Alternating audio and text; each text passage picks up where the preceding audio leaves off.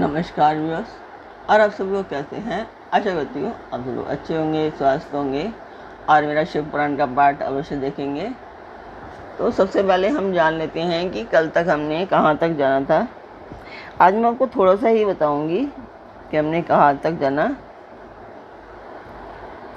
ये कुत्ते आदि से दूषित हुए पात्रों से भी भस्म से ही शुद्धि मानी जाती है। वस्तुतः विशेष की शुद्धि के लिए यथा योग्य सजल अथवा निर्जल भस्म का उपयोग करना चाहिए। वेदाग्नि जनित जो भस्म है उसको उन वैदिक कर्मों के अंत में धारण करना चाहिए। तो कल तक यहाँ तक था। आगे मैं आपको बता देती हूँ कि ये पाठ की करने की क्यों कर रही हूँ। तो ये पाठ एक शुभ कार्य है और उसी के लिए कर रही हूँ। तो जिस मंदिर का मैं वर्णन कर रही हूँ ये मंदिर के लिए है, शुभ कार्य है। तो मैं जिस मंदिर का वर्णन कर रही हूँ मंदिर की मैं वीडियो डालती हूँ, जैसे हर सारे वीडियोस में डाल रही हूँ, इसमें भी डाल रही हूँ। तो आप देखें और मुझे बताएं कि आपको मेरा पाठ कैसा लग रहा है और कमेंट ज़रूर किया कीजिए। और कुछ नहीं लिखते हैं तो ओम नमः शिवाय अवश्य लिखें।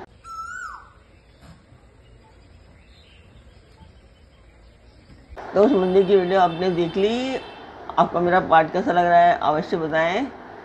शिव पुराण आपको कैसा लग रहा है, समझ आ रहा है या नहीं, ज़रूर बताएं मुझे। तो आगे चलते हैं।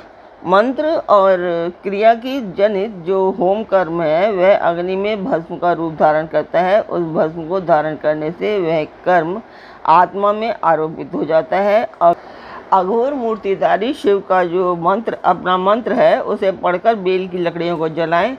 उस मंत्र से अभिमंत्रित अग्नि को शिवाग्नि कहा गया है।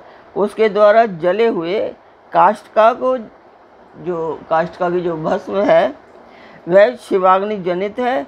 कपिला गाय के गोबर अथवा गाय मात्र के गोबर को तथा शमी, पीपल, पलाश, बड़, अमलतास और बेर इनकी लकड़ियों को शिवाग्नि से जलाएं। वह शुद्ध भस्म शिवाग्नि जनित माना गया है। अथवा कुश की अग्नि में शिव मंत्र के उच्चारण पूर्व को काष्ठा को जलाएं।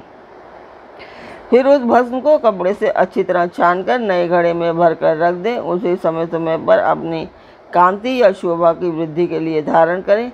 ऐसा करने वाला पुरुष सम्मानित एवं पूजनीत होता है। पूर्व काल में भगवान शिव ने भस्म शब्द का ऐसा ही अर्थ प्रकट किया था। जैसे राजा अपने राज्य में सारभूत करके ग्रहण करता है, जैसे मनुष्य सस्य आदि को जलाकर रांधकर उसका सार ग्रहण करते हैं, तथा जैसे जठरानल नाना प्रकार के भक्ष्य भोजन आदि पदार्थों को भारी मात्रा में ग्रहण करके जलाकर सारतार वस्तु ग्रहण करता और उस सारतार वस्तु से स्वदेह का पोषण करता है, उसी प्रकार प्रपंचकर्ता परमेश्वर शिव ने भी अपने में आधेय रूप से विद्यमान प्रपंच को जलाकर भस्म रूप से उसके सार तत्व को ग्रहण किया है।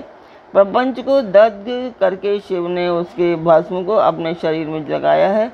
राग भभूत पोतने के बहाने जगत के सार को ही ग्रहण किया है। अपने शरीर में अपने लिए रत्न स्वरूप भस्म को इस प्रकार स्थापित किया है। आकाश के सार तत्व से केश, वायु के सार तत्व से मुख, अग्नि के सार तत्व से हृदय, जल के सार तत्व से कटिभाग और पृथ्वी के सार तत्व से घुटने को धारण किया है। इसी तरह उनके सारे अंग विभिन्न वस्तुओं के सार रूप में महेश्वर ने अपने ललाट में तिलक रूप से जो त्रिपुंड धारण किया है वह ब्रह्मा, विष्णु और रुद्र का सार तत्व है। वे इन सब वस्तुओं को जगत के अभ्युदय का हेतु मानते हैं। इन भगवान शिव ने ही प्रपंच के सार सर्वस्व को अपने वश में किया है। अतः इन्हें अपने वश में करने वाला दूसरा कोई नहीं है। जैसे समस्त मृगों का हिंसक मृग सिंह कहलाता है। उसकी हिंसा करने वाला दूसरा कोई मृग नहीं है, अतएव उसे सिंह कहा गया है। शकार का अर्थ है नित्य सुख एवं आनंद, इकार का अर्थ है पुरुष और वकार का अर्थ है अमृत स्वरूपा शक्ति। इन सब का सम्मिलित रूप भी शिव कहलाता है। अतः इस रूप में भगवान शिव को अपना आत्मा मानकर उनकी पूजा करनी चाहिए। अतः पहले अपने अंगों में भस्म मलें, फिर ललाट पर उत्तम त्रिपुंड धारण करें। पूजा काल में सजल भस्म का उपयोग होता है और द्रव्य शुद्धि के लिए निर्जल भस्म का। गुणातीत परम शिव राजस आदि सविकार गुणों का अवरोध करते हैं, दूर हटाते हैं, इसलिए वे सबके गुरु रूप का आश्रय लेकर स्थित हैं। शिव गुरु विश्वासी शिष्यों के तीनों गुणों को पहले दूर करके फिर इन्हें शिव तत्व का बोध कराते हैं, इसलिए गुरु कहलाते हैं। गुरु की पूजा परमात्मा शिव की ही पूजा है। गुरु के उपयोग से बचा हुआ सारा पदार्थ आत्मशुद्धि करने वाला होता है। गुरु की आज्ञा के बिना उपयोग में लाया हुआ सब कुछ वैसा ही है जैसे चोर चोरी करके लाई हुई वस्तुओं का उपयोग करता है। गुरु से भी विशेष ज्ञानवान पुरुष अगर मिल जाए तो उसे भी यत्न पूर्वक गुरु बना लेना चाहिए। अज्ञान रूपी बंधन से छूटना ही जीव मात्र के लिए साध्य पुरुषार्थ है। अतः जो विशेष ज्ञानवान है वही जीव को उस बंधन से छुड़ा सकता है।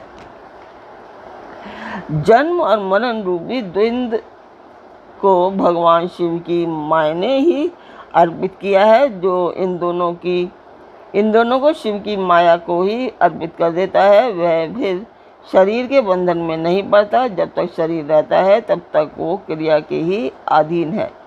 वह जीव बद्ध कहलाता है। स्थूल, सूक्ष्म और कारण तीनों शरीरों को वश में कर लेने पर जीव का मोक्ष हो जाता है, ऐसा ज्ञानी पुरुषों का कथन है। माया चक्र के निर्माता भगवान शिव ही परम कारण है। वे अपनी माया के दिए हुए द्वंद्व का स्वयं ही परिमार्जन करते हैं। अतः शिव के द्वारा कल्पित हुआ द्वंद्व उन्हीं को समर्पित कर देना चाहिए। जो शिव की पूजा में तत्पर हो वह मौन रहे। सत्य आदि गुणों से संयुक्त हो तथा क्रिया जब तक ज्ञान और ध्यान में से एक एक का अनुष्ठान करता रहे। ऐश्वर्य, दिव्य शरीर की प्राप्ति, ज्ञान का उदय, अज्ञान का निवारण और भगवान शिव के सामीप्य का लाभ, ये क्रमशः क्रिया आदि के फल हैं। निष्काम कर्म करने से अज्ञान का निवारण हो जाने के कारण शिव भक्त पुरुष उसके यथोक्त फल को पाता है। शिव भक्त पुरुष देश, काल, शरीर और धन के अनुसार यथा योग्य क्रिया आदि का अनुष्ठान करे। न्यायोपार्जित उत्तम धन से निर्वाह करते हुए विद्वान पुरुष शिव के स्थान में निवास करे। जीव हिंसा आदि से रहित और अत्यंत क्लेश शून्य जीवन बिताते हुए पंचाक्षर मंत्र के जप से अभिमंत्रित अन्न और जल को सुख स्वरूप माना गया है। अथवा कहते हैं कि दरिद्र पुरुष के लिए भिक्षा से प्राप्त हुआ अन्न ज्ञान देने वाला होता है।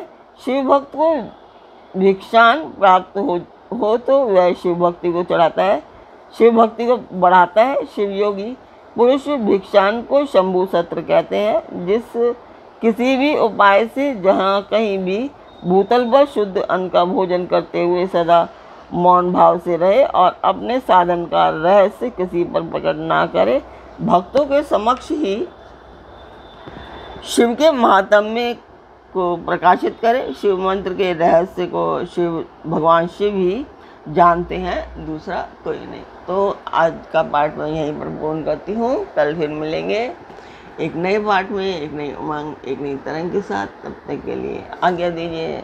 ओम नमः शिवाय।